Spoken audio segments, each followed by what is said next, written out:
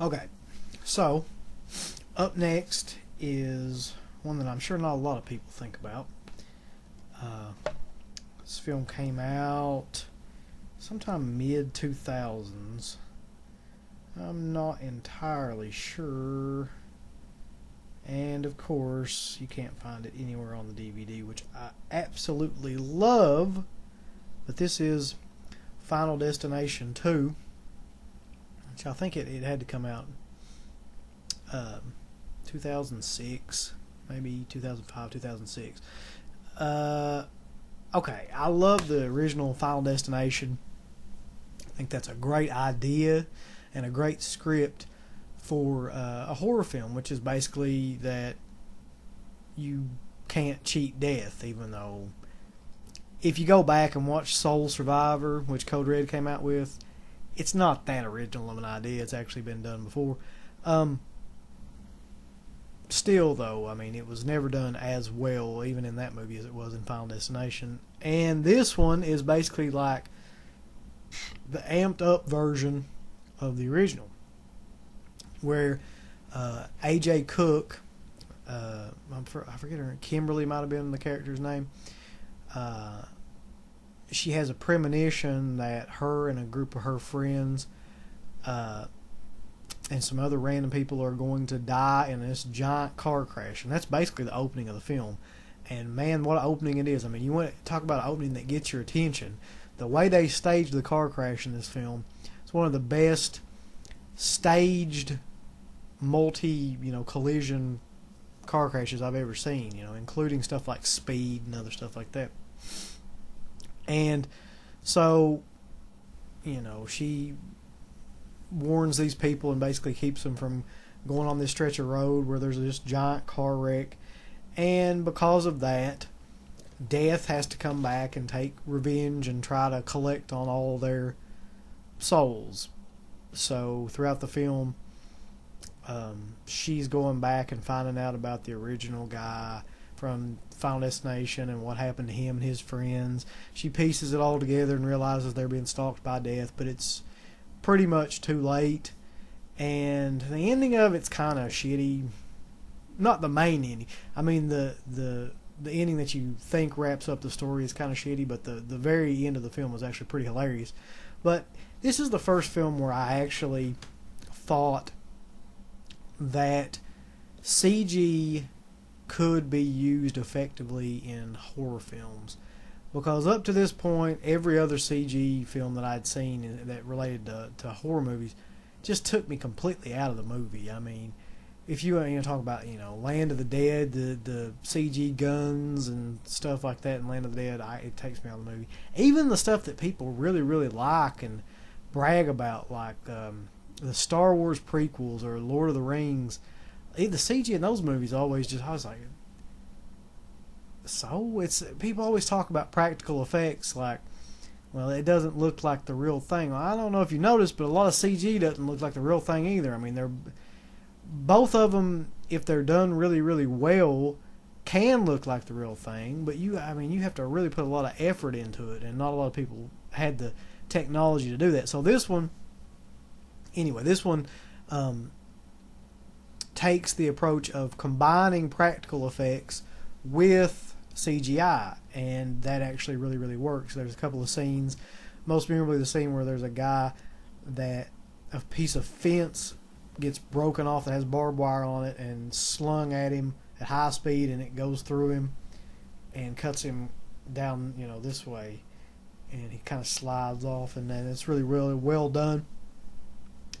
And there's a lot of scenes in this movie too where they built up the scene to the point where you knew something was going to happen, but even at the point where normally when you know something's going to happen, something does happen, they took it like one scene beyond that to where you weren't really sure if something was going to happen to the person that they were focusing on, or something was going to happen to the person that was maybe beside them that wasn't on camera right at that second.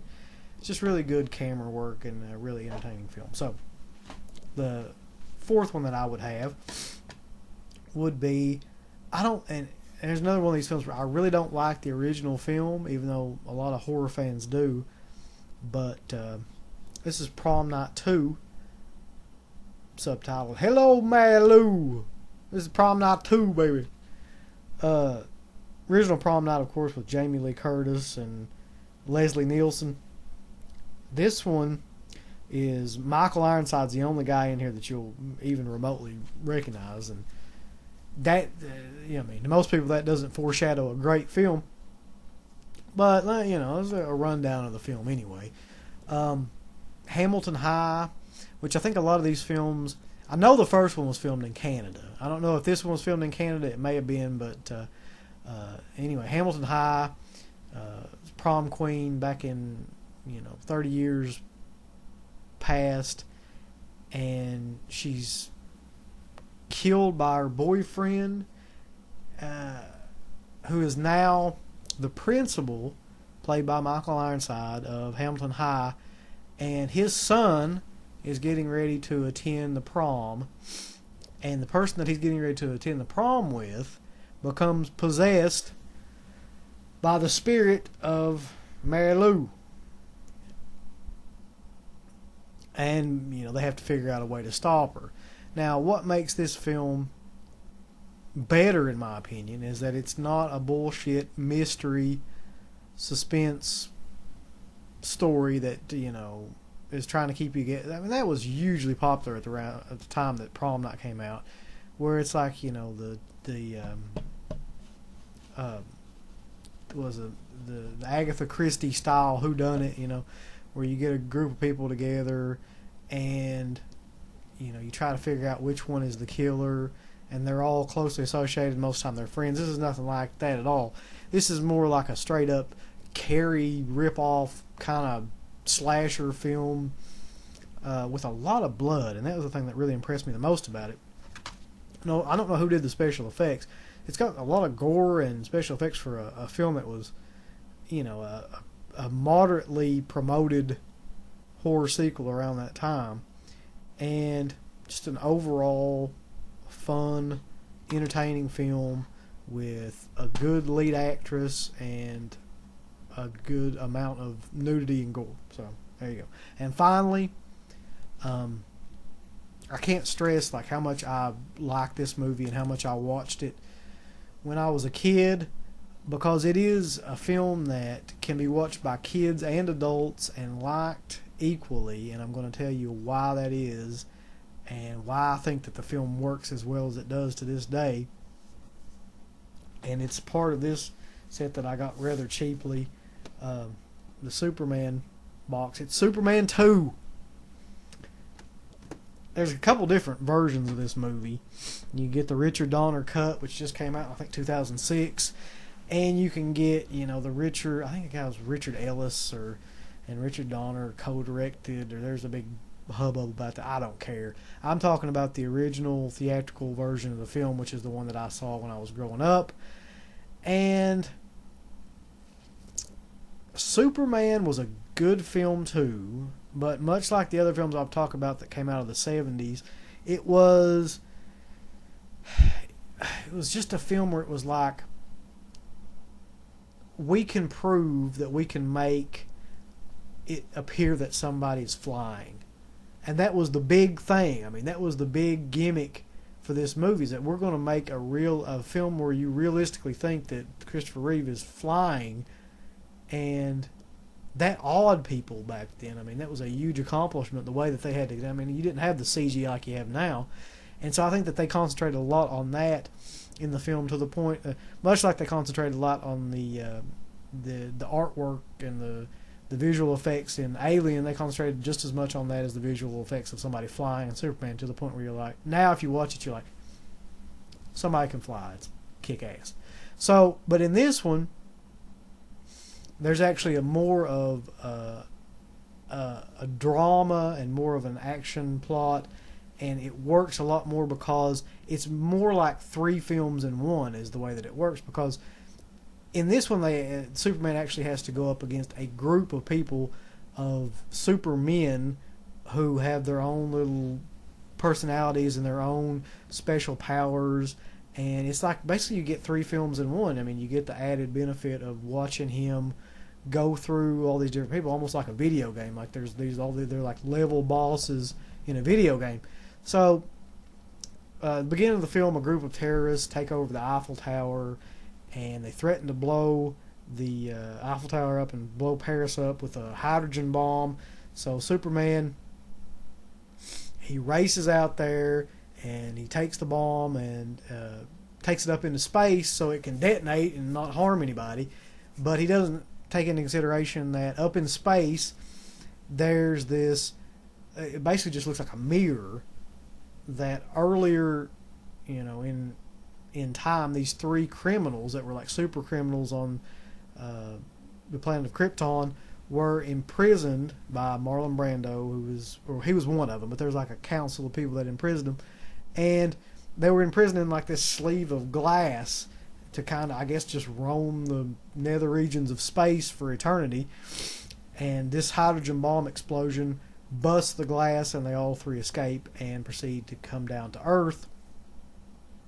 And they start fucking everything up. They take over the government, and nothing can really stop them except for Superman, who at the time is off. I don't remember. He's off in the. I don't remember if he's in the Fortress of Solitude or if he's off with Lois, or I'm not exactly sure where he's at the time. But they're allowed to rain havoc over the country. So the best part about the movie, a million times over, is Zod, General Zod, who's played by Terrence Stamp, who would go on to play, I forget the guy's name, but he was like the leader, or the older guy that takes in all the young guns in the film, Young Guns. And he's just real kind of aristocratic in this film, and bourgeois, and he's the real arrogant one that doesn't think anybody can touch him, and he knows that he's got all these special powers and nobody else does. And he says stuff. I think there's a scene with Luther where he's telling him all this stuff and trying to make a deal with him, and Zod looks at him and he's like, "Why do you say these things to me when you know I will kill you?" Or something like that. So there's him, and then there is Ursa, who's played by Sarah Douglas, who you might remember from the Conan, the Conan movies. And then there's the other guy, who's the big, brutish kind of guy, and I don't remember who. I don't think he was ever really in that much else. I think his name was Non or Nor or Noon or something like that. It doesn't matter. So anyway, one of the better parts about the movie is that Donner, he lets them explore like all their different powers while they're on Earth. Like, there's the one where they've got the super wind and stuff, and then they've got the heat vision and the heat touch and stuff like that, and all these different things that you can do with characters. And it's really an original exposition on how to kind of fight all these different powers. And when the final showdown takes place, there's a lot of great scenes of, I'm losing my voice, of Superman trying to figure out how to take out all these three superpowers, who they basically are the same as Superman, and so you have to be kind of creative with how you take them out. Great film, and in my opinion, infinitely better than the first film. So that's it. I'm sure I went on long enough with that. Got more videos coming. I'm going to try to catch my voice and do a couple more on different stuff. I'm not going to go strictly with horror. I've tried to do that up to this point, and it's just I watch a lot more stuff than just horror films, and I enjoy a lot more types of movies. So it'll be like I'm just going to put up a bunch of different stuff and see how it works out. So continue to watch and continue to listen to us at deadpit.com.